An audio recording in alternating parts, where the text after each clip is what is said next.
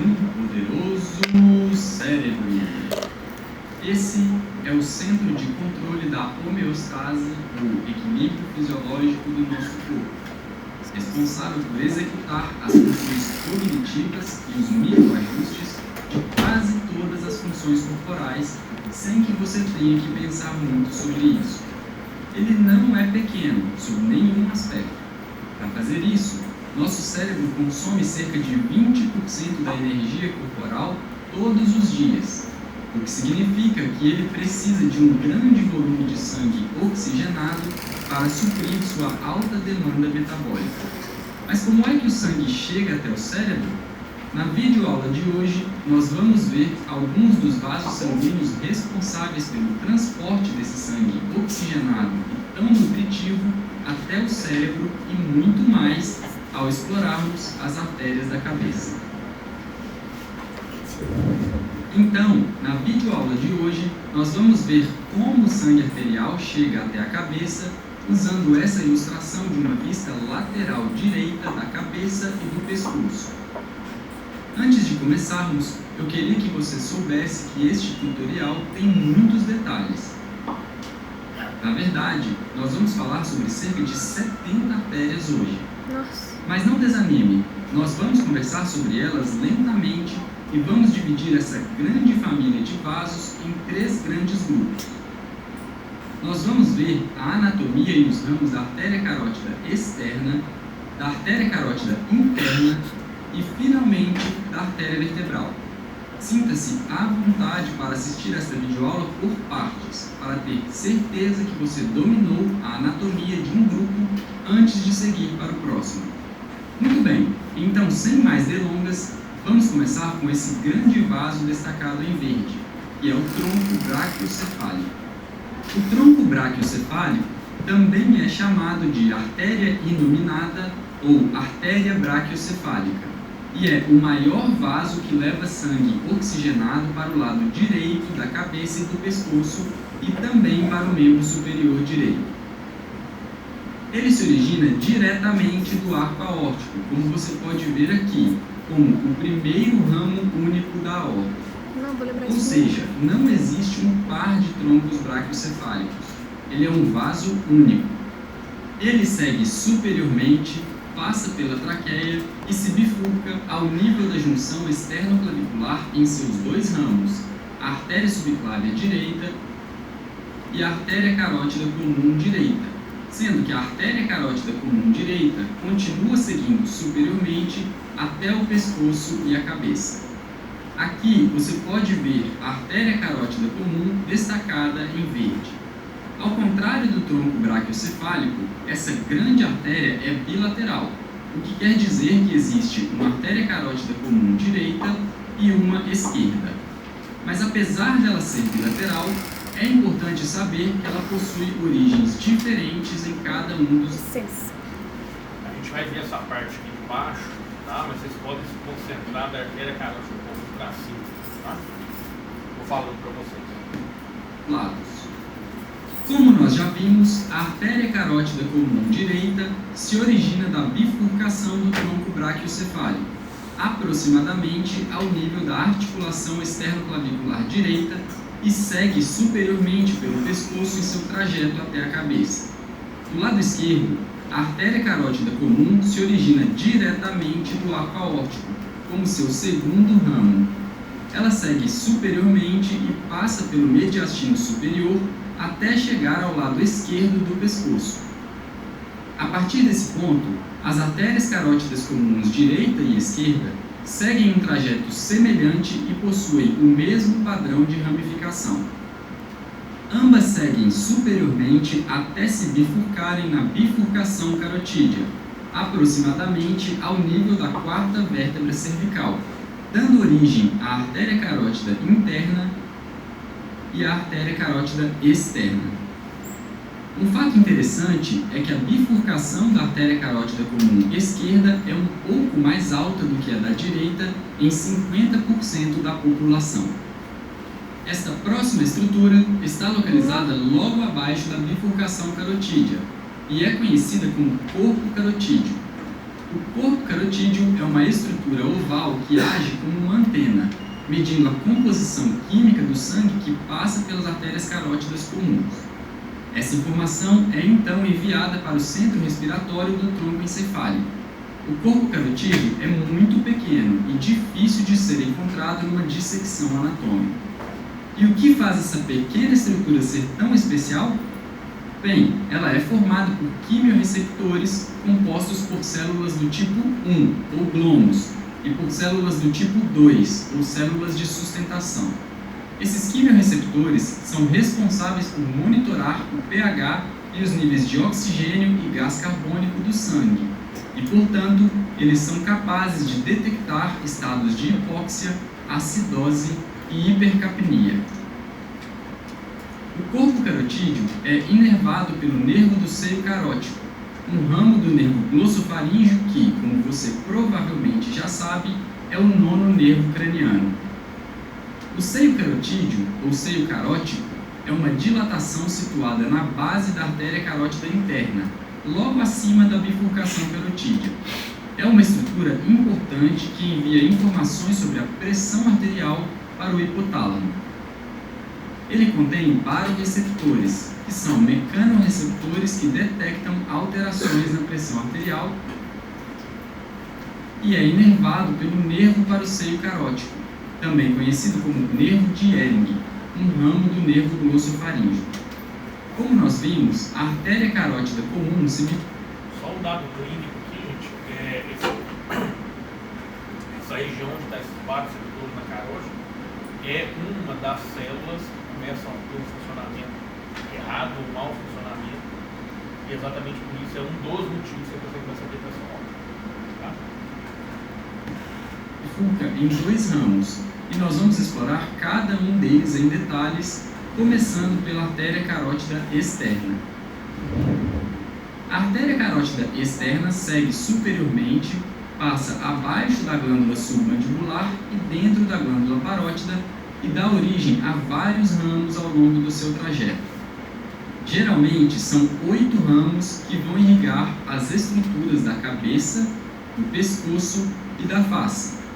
Esses ramos são artéria tireoide superior, artéria faríngea ascendente, artéria lingual, artéria facial, artéria occipital, artéria auricular posterior, artéria maxilar e artéria temporal superficial.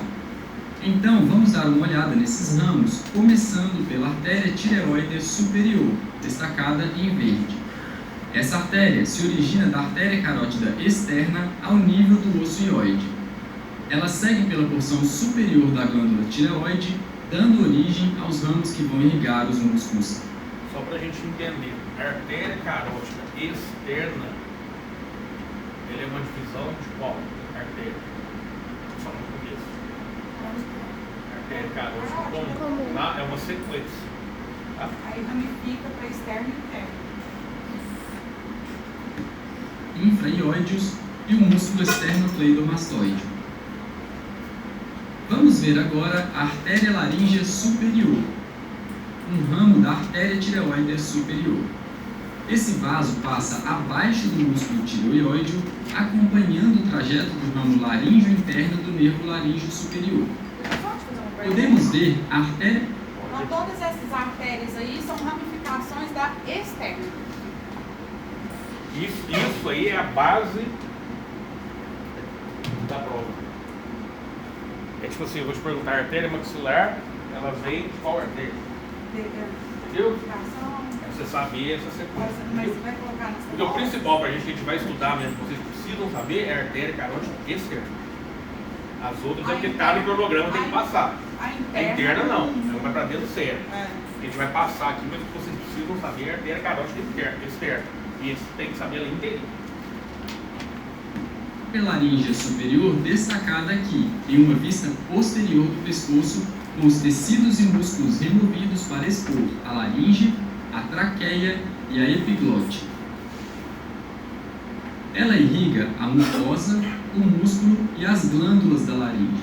Você terá uma ideia disso só de olhar para a distribuição dos ramos dessa artéria. Como muitos vasos do pescoço, as artérias laríngeas superiores direita e esquerda se anastomosam. O próximo ramo... Anastomosa é tranquilo? Lado esquerdo e lado direito se une. Se funda. Só? Pode falar. Volta só pra eu ver a famosa dele rapidinho. Pra eu não conseguir visualizar. Mas onde E aí, ela se epiglote. famosa? A esquerda e a Ela direita se fundem. irriga Aqui não está mostrando, mas se o funde. músculo e as glândulas da laringe. Você terá uma ideia disso só de olhar para a distribuição dos ramos dessa artéria. Como muitos vasos do pescoço, as artérias laríngeas superiores direita e esquerda se anastomosam. O próximo ramo que nós vamos ver é a artéria faríngea ascendente, que é o menor ramo da artéria carótida externa. Ela sobe pela faringe e dá origem aos ramos que irrigam os músculos pré-vertebrais, a faringe, o ouvido médio e as meninges cranianas. A artéria lingual segue profundamente ao músculo hipoglosso, dando origem a dois ramos, a artéria profunda da língua e a artéria sublingual. Como seu nome sugere, a artéria lingual, através de seus ramos, irriga os músculos intrínsecos da língua, bem como o assoalho da cavidade oral. O próximo ramo da artéria carótida externa é bem importante, então preste bastante atenção nele. Essa é a artéria facial que, como seu nome sugere, irriga as estruturas da face. Ela segue inicialmente ao redor da borda inferior da mandíbula, antes de se curvar superiormente e seguir em direção ao ângulo. Se vocês passarem o dedo na base da mandíbula, de posterior para anterior, vocês vão reparar uma pequena fossa muito sutil. Se vocês colocarem o dedo sem apertar muito, vão sentir uma artéria pulsando. É a artéria facial. Essa aqui é a fossa pregonífera. De tanto a artéria pulsar, ela causa uma depressão na base da mandíbula. Por que isso é importante eu saber? Vamos supor que eu estou fazendo um procedimento, vamos supor que eu estou fazendo uma biópsia no lábio. E durante a cirurgia, eu entrei muito com o bisturi e cortei a artéria labial inferior, por exemplo, que é ramo da facial. Começa aquele sangue esguichado. Aí na hora do desespero você fala, o que eu faço? Você põe o dedo, na hora que você solta, começa de novo. Se você souber a anatomia, só que você vir aqui pressionar a fossa bonita, para o sangramento. E é um dedinho também, depois do masseter, né? Ela passa Varia um pouco mais velho. Você vai ver uma fossazinha aqui, você colocar devagarzinho, você vai ver a artéria pulsando. É a artéria facial. Deu pra sentir direito. Tá. Aí, ali, ó, ela passa por dentro do masseter ou ela passa por baixo? Não, por baixo. Por baixo. Então ali ela é Vem profunda, aqui, superficializa e depois é profunda de novo. Isso, tá. Da boca. Termina. Isso que ele está falando aqui, ó, ela passa próximo ao ângulo da boca, tá? Existe uma variação anatômica. Pode ser um pouco mais para posterior, tá? Não estamos falando de matemática, não. Perto da porção medial do olho.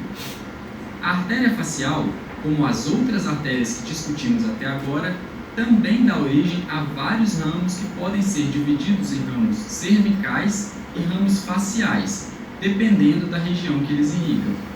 Nós não vamos discutir todos os ramos da artéria facial em detalhes nessa videoaula, mas nós vamos ver os principais, começando com a artéria submentual, que é essa pequena artéria aqui, cursando ao longo da porção inferior da mandíbula. Então, a artéria submentual ou submentoniana, ela é derivada de qual artéria? Facial. Da artéria facial. E a artéria facial, ela vem da Carótida externa. carótida Externa. que é derivada da... Comum. Vai fazendo essas ligações, fica tranquilo.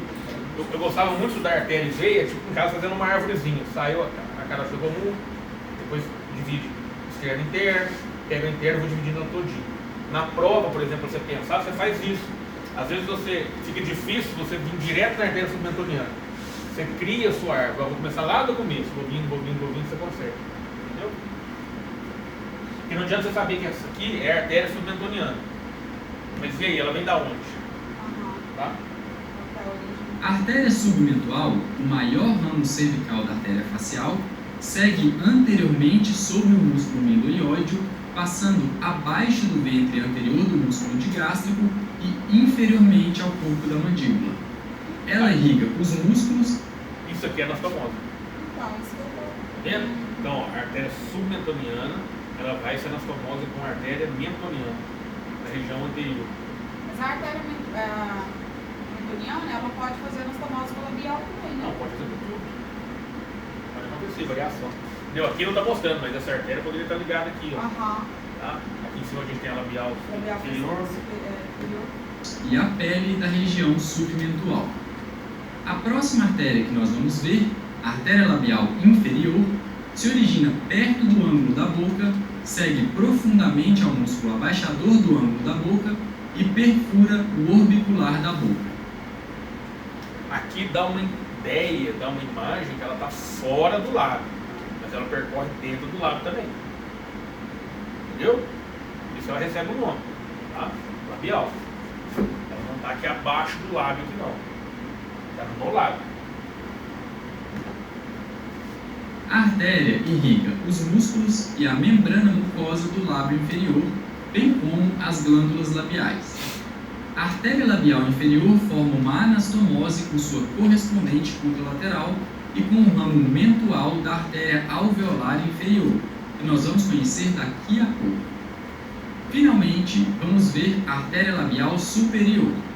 Essa artéria, que podemos ver aqui na vista anterior, irriga o lábio superior e dá ramos que irrigam o septo nasal e a asa do nariz. E isso nos traz ao ramo terminal da artéria facial, que é a artéria angular. Você pode ver nesse destaque na imagem que a artéria angular sobe pela face, seguindo em direção ao ângulo medial do olho. Aqui, elas... Exatamente essa artéria é o medo do pessoal lá do preenchimento, muito próximo aqui, pegar essa artéria. Mas isso aqui já não viu? Muita gente não conhece essa artéria, não. Sei, Aqui o pessoal tem medo é da artéria submentual. Também. Se anastomosa com os ramos da artéria oftálmica, estabelecendo uma comunicação entre a circulação das artérias carótidas interna e externa.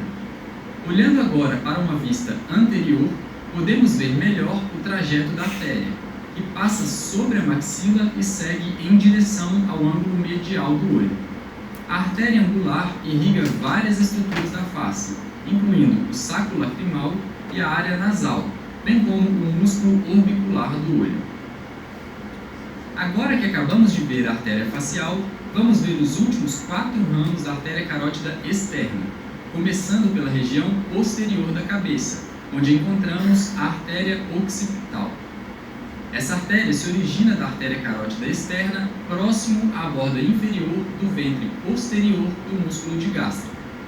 Nessa imagem, podemos ver apenas essa pequena parte proximal da artéria, mas se nós olharmos para a artéria de uma vista posterior do crânio, veremos que ela tem vários ramos na superfície posterior do crânio.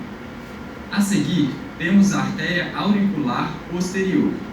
Aqui, nós vemos a parte proximal da artéria. A artéria auricular posterior se origina acima dos músculos digástrico e estiloioide, segue superior e posteriormente por trás do meato acústico externo e irriga a glândula parótida, o nervo facial, a aurícula da orelha, o couro cabeludo na região posterior à orelha e a musculatura adjacente. Agora só faltam 2 ramos terminais da artéria carótida externa. O primeiro deles é a artéria temporal superficial. Aqui nós vemos a origem da artéria, ou sua extremidade proximal, mas na verdade ela se origina profundamente à glândula parótida. Nessa ilustração, temos uma visão mais clara de como ela se relaciona com a glândula parótida em sua posição anatômica. Após sua origem, a artéria temporal superficial segue superiormente sobre o processo zigomático do osso temporal para irrigar a região temporal do couro cabeludo. O pulso dessa artéria pode ser palpado e você pode senti-lo logo à frente do trago da orelha. Agora vamos voltar para o outro ramo terminal da artéria carótida externa, que é a artéria maxilar. Dos dois ramos terminais da artéria carótida externa, a artéria maxilar é o maior e irriga toda a região maxilofacial. Ela também dá origem a aproximadamente 15 ramos. Para ajudar a lembrar de todos eles, nós podemos dividir a artéria maxilar em 3 partes. A primeira é conhecida como parte mandibular, que passa profundamente ao colo da mandíbula. A segunda é a parte pterigóidea, encontrada entre as 2 cabeças do músculo pterigóide lateral. Essa parte mandibular, para vocês terem uma ideia, vocês imaginam que está o côndilo, a fossa articular, né? E eu estou vendo, nesse sentido que eu estou vendo aqui, atrás, vamos colocar assim, atrás da cabeça da mandíbula, mas no sentido lateral, logo atrás passa a artéria maxilar. Tá? Ô, Ricardo, ela pode ser chamada de transversa também? Não, mas ela Tá. Eu não estou conseguindo encontrar. chegar Tá. nela. E, finalmente, a terceira parte, a pterigopalatina, entra na fossa pterigopalatina. Vamos entrar em detalhes sobre os ramos da artéria maxilar, começando com o primeiro ramo da parte mandibular, que é a artéria auricular profunda. Esse vaso passa pela parede óssea do meato acústico externo, através da fissura tímpano-escamosa, e irriga a pele desse canal e parte da membrana timpânica. A artéria timpânica anterior é uma pequena artéria que também passa pela fissura tímpano-escamosa do osso temporal e irriga o ouvido médio. A razão pela qual ela não é mostrada na nossa ilustração principal de hoje é que a artéria timpânica anterior também pode se originar como um ramo da artéria auricular profunda, que nós acabamos de ver. Lembre-se, toda anatomia está sujeita à variação. Vamos ver agora a artéria meníngea média, que tipicamente se origina... Voltando um pouquinho, a artéria maxilar, ela é derivada de qual artéria? Eu nem sei. A artéria maxilar. Ela vem de qual artéria? Carótida externa. Carótida. Externa. Mudou? Beleza? Mudou o quê? Não. As outras Também era? As outras também eram externas. É que eu vou falar uma coisa ali na frente. Não, Daqui a pouquinho. Pera aí, calma. Só para confirmar. Externa, não é? Era. Daqui a pouquinho eu falo. como o terceiro ramo da primeira parte da artéria maxilar. Após sua origem, a artéria passa superiormente pelo forame espinhoso e então segue para irrigar os ossos do crânio e a dura mater craniana. É importante observar que a artéria meníngea média dá origem a 2 ramos antes de se bifurcar. Lembra onde que a artéria meníngea média passa? Lembra? Ptere. Lembra? No encontro temporal, do parietal, do frontal não tem um ponto chamado ptere, que o povo antigo chamava de fonte. Se bater, morre. Ah, por isso que essa... Ficar nas suas divisões anterior Só que ela está dentro do crânio. Sim. Né? e posterior. Esses ramos são conhecidos como ramo timpânico superior e ramo gangliônico. A próxima é a artéria meníngea acessória. Essa artéria se origina como um ramo da artéria maxilar, mas também pode se originar da artéria meníngea média, quando passa a ser chamada de ramo acessório da artéria meníngea média. A artéria meníngea acessória segue superiormente e entra no crânio pelo forame oval. Ela irriga as meninges, especificamente O forame oval passa. Onde eu? Vocês lembram? Já falou um monte de vezes. a dura mater, que recobre o assoalho da fossa média do crânio e o cavo trigeminal. Não. A artéria meníngea acessória também irriga o gânglio trigeminal. A artéria alveolar inferior também se origina da parte mandibular da artéria maxilar. Ela segue anteriormente e passa pelo forame mandibular juntamente com o nervo alveolar inferior. Ela segue... Olha para você ver. Aí, sem querer, você confunde. Essa artéria chama alveolar inferior. E ela vem de qual artéria? Maxilar. Lembra? Então, mas cuidado. Você fala, gente, como que a artéria mandibular vem da artéria maxilar? Aí na hora você fica nervoso, você confunde. Ah, tá. Entendeu? A artéria maxilar ela praticamente faz a vascularização. Alveolar, né? É. O terço médio e ainda desce ao alveolar inferior, tá? Porque senão você fala assim, a artéria alveolar inferior vem da onde? Vem da artéria mandibular. Ela desce, ramifica lá embaixo. A maxilar emite um ramo chamado alveolar inferior. Anteriormente, para irrigar os dentes inferiores ou mandibulares e o corpo da mandíbula. A artéria alveolar inferior se bifurca na região do primeiro premolar, dos ramos incisivo e mentual, sendo este último visualizado aqui, destacado em verde. Aqui, ó. A artéria alveolar inferior, ela entra no forame da mandíbula.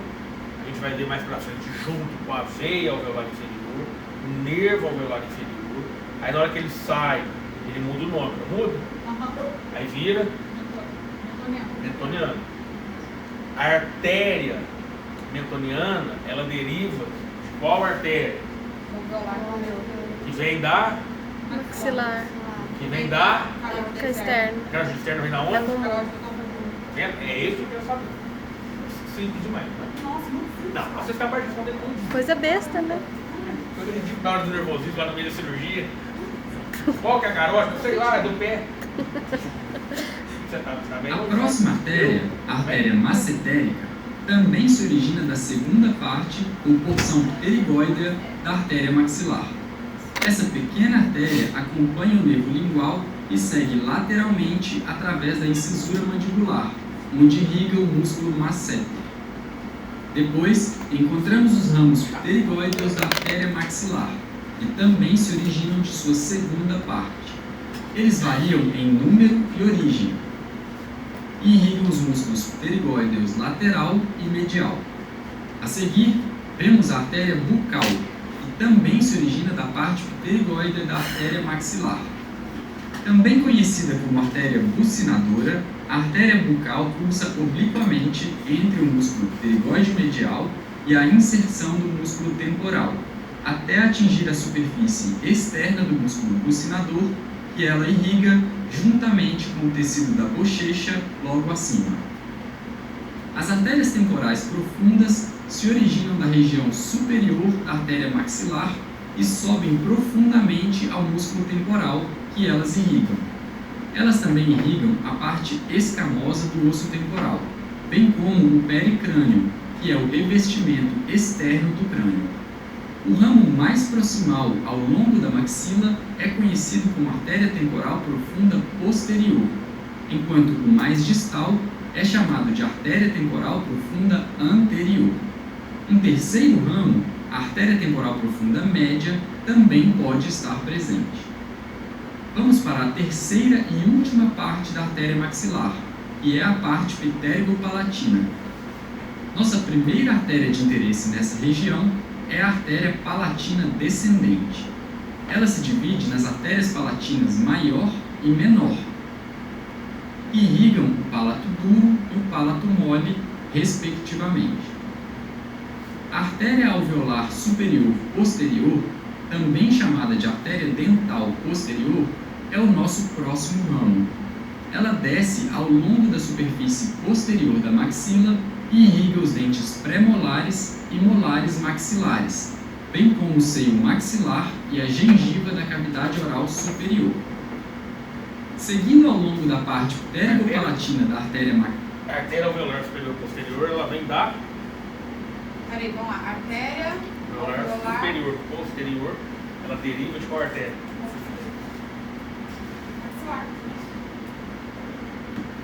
maxilar, nosso próximo vaso de interesse é a artéria infraorbital.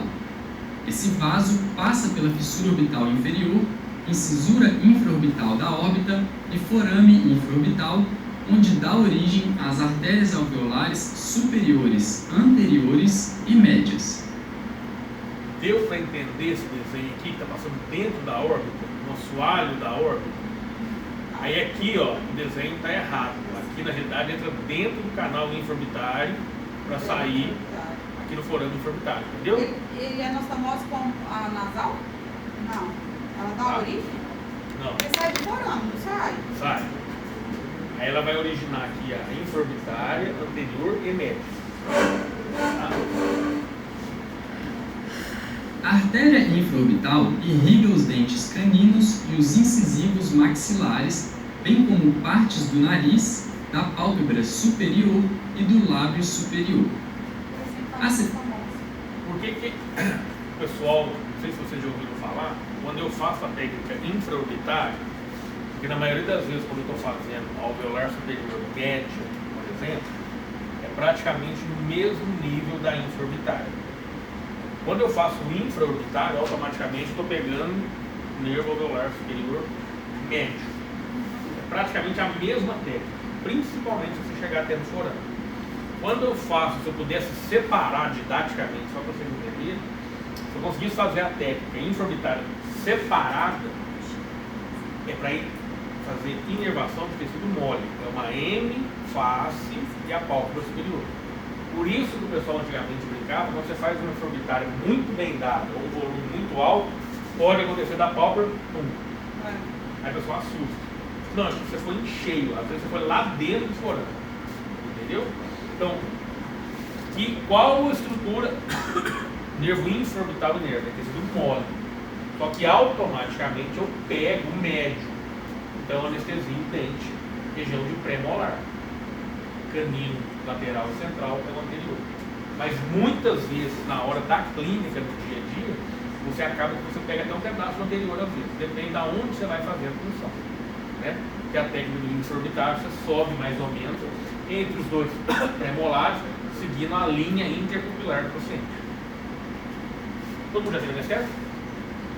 A seguir, vamos ver esse pequeno vaso aqui, que é a artéria esfenopalatina. Ela se origina da terceira parte da artéria maxilar, a parte pterigopalatina.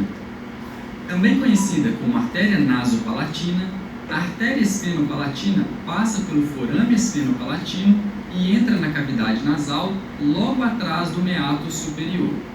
Aqui, ela irriga a cavidade nasal e dá origem a ramos nasais posteriores. A artéria esfenopalatina termina no septo nasal, onde dá origem aos ramos septais posteriores.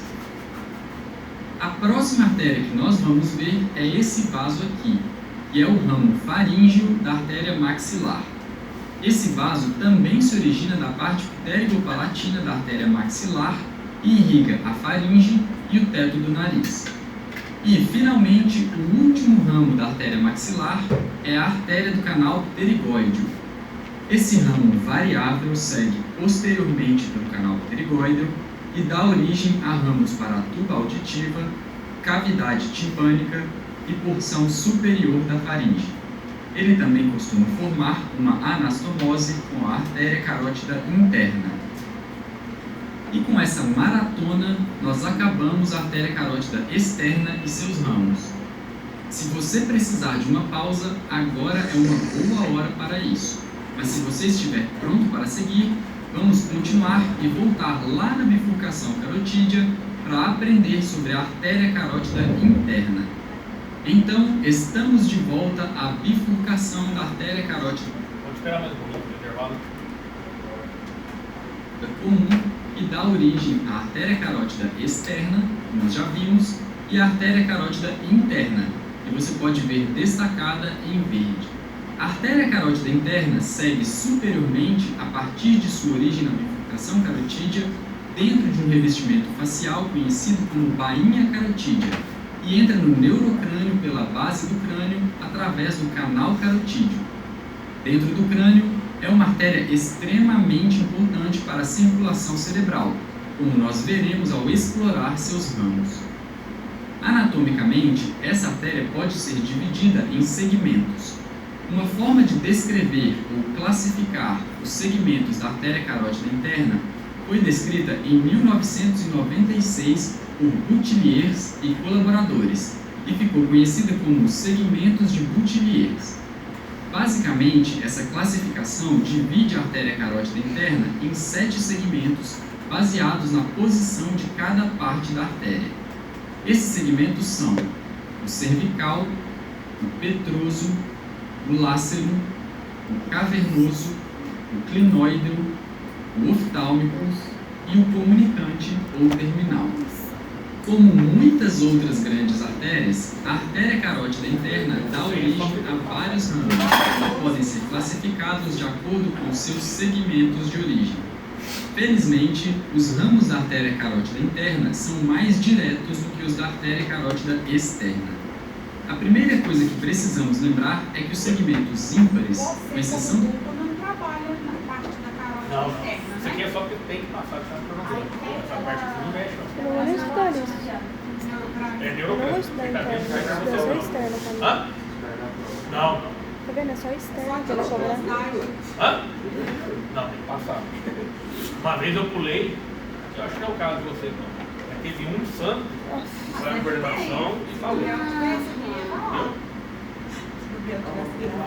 Os segmentos C7 não possuem Já ramos. dancei uma vez. Já os segmentos pares possuem ramos, porém eles são pequenos e Deixa eu ouvir. inconstantes nos segmentos C2 e C4. Fala. O principal vaso que você precisa conhecer desses segmentos é o tronco meningo-hipofisário, que você pode ver destacado aqui, se originando do segmento C4. Esse é um vaso de calibre relativamente pequeno, mas é bem consistente na sua presença, então vale a pena darmos um pouco mais de atenção a ele. Como seu nome sugere, o tronco meningo-hipofisário irriga duas estruturas principais.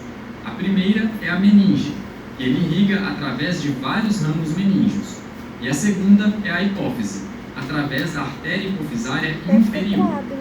Esses ramos podem se originar de forma alternativa do quarto segmento da artéria carótida interna, quando o tronco meningo-hipofisário não está presente. Vamos continuar agora no segmento C6, ou segmento oftálmico, e ver um dos ramos mais proeminentes da artéria carótida interna, que é a artéria oftálmica. Esse vaso se origina após a artéria carótida interna deixar o seio cavernoso anteromedialmente ao processo clinoide anterior. Ele segue anteriormente através do canal óptico, sendo acompanhado pelo nervo óptico que entra na órbita. A artéria oftálmica dá origem a numerosos ramos que são divididos nos grupos orbital e ocular, dependendo das estruturas que eles irrigam. Hoje nós não vamos ver todos os ramos da artéria oftálmica individualmente. Você vai aprender mais sobre eles quando estudar sobre o olho e a órbita.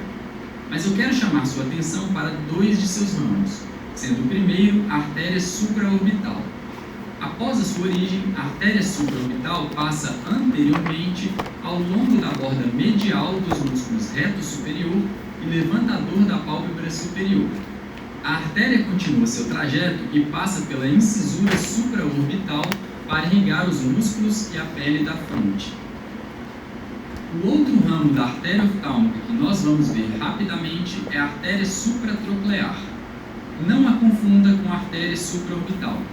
A artéria supratroclear é um dos ramos terminais da artéria oftálmica e segue mais medialmente dentro da órbita. Ela deixa a órbita pela incisura supraorbital e sobe para irrigar a fronte e o couro cabeludo, e, por isso, ela também pode ser chamada de artéria frontal. Agora vamos voltar para a artéria carótida interna e ver outro ramo do segmento C6, a artéria hipofisária Então a supratroclear é derivada da artéria carótida interna? Não, oftálmica. Mas é da interna? Eu achava que era da externa. Você viu que e existe alguns casos de anastomose com a nasal. Alguns casos. Poucos. A supratroclear. Muito próximo. É, A oftálmica. Então você pegou às vezes a oftálmica, só que ela tem ligação com a supratroclear.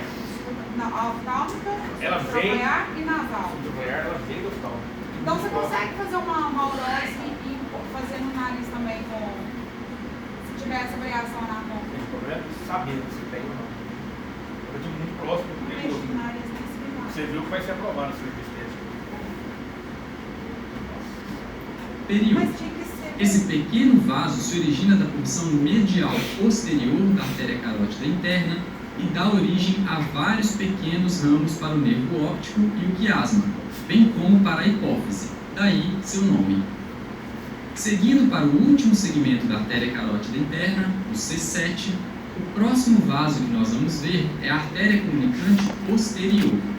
Esse vaso forma uma anastomose entre a artéria carótida interna e a artéria cerebral posterior ipsilateral, completando o que é conhecido como círculo ou polígono de Willis.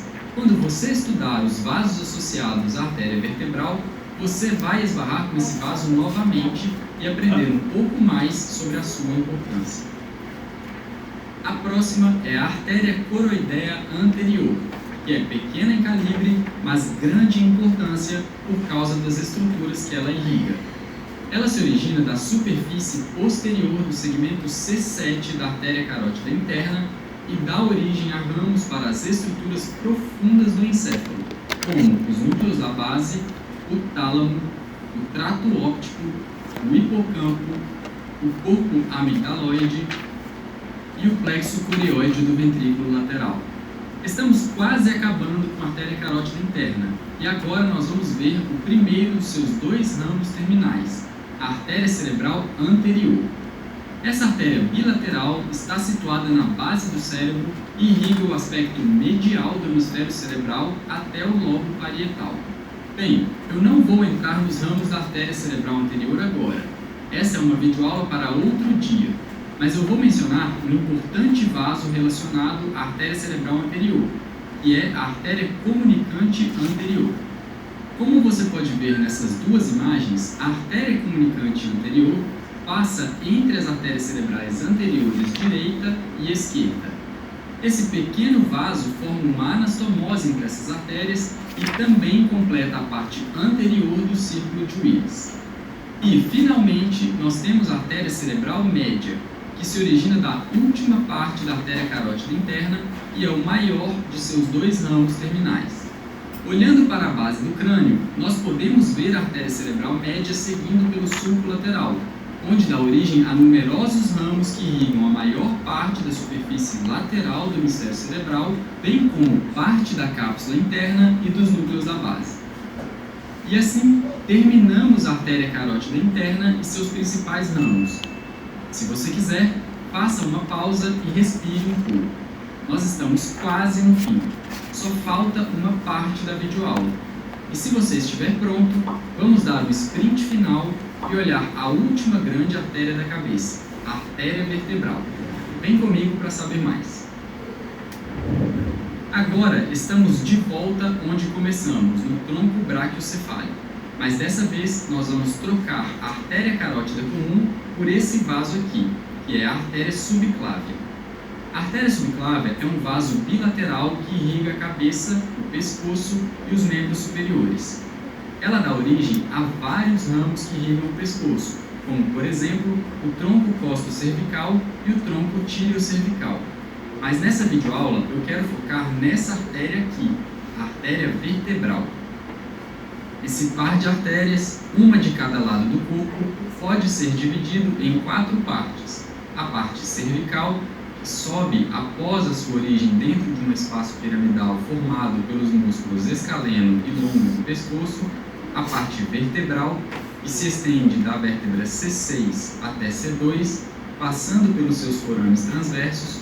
A terceira parte, conhecida como atlântica, suboccipital ou ainda extradural, se estende do Atlas, ou C2, em direção ao crânio, passando por um sulco no arco posterior do Atlas e chegando até o forame magno, onde perfura a dura mater, e a última parte, conhecida como parte intracraniana ou intradural, que se estende até a convergência das duas artérias vertebrais, que origina a artéria basilar na borda inferior da ponte.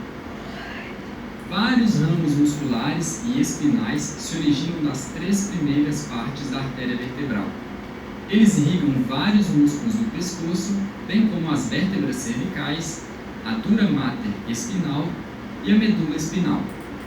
Outro importante grupo de vasos que se origina da parte atlântica da artéria vertebral, ou o segmento V3, são os ramos meníngeos da artéria vertebral, que irrigam a dura mater da fossa do cerebelo.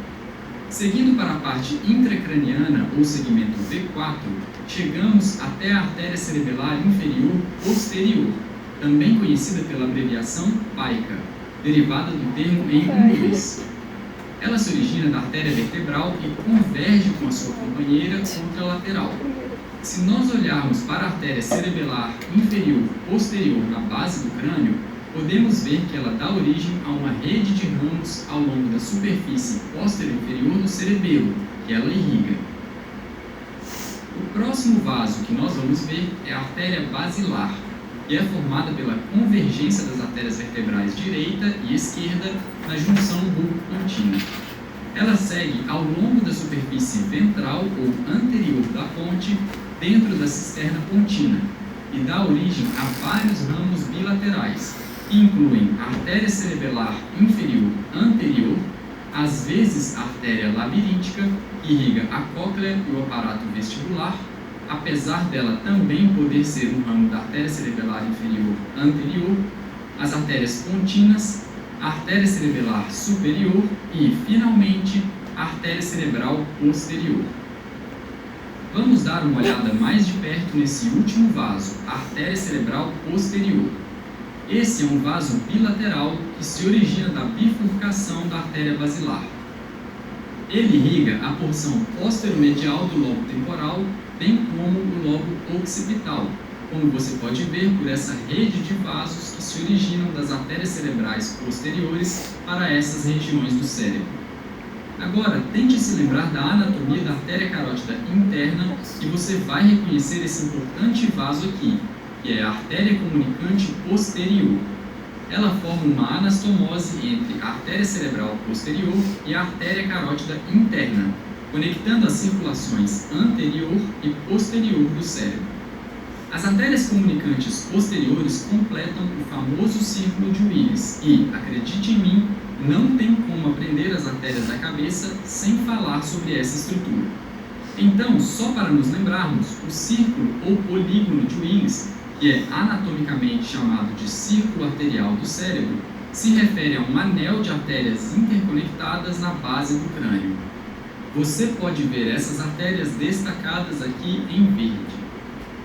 Ufa, foram muitas artérias.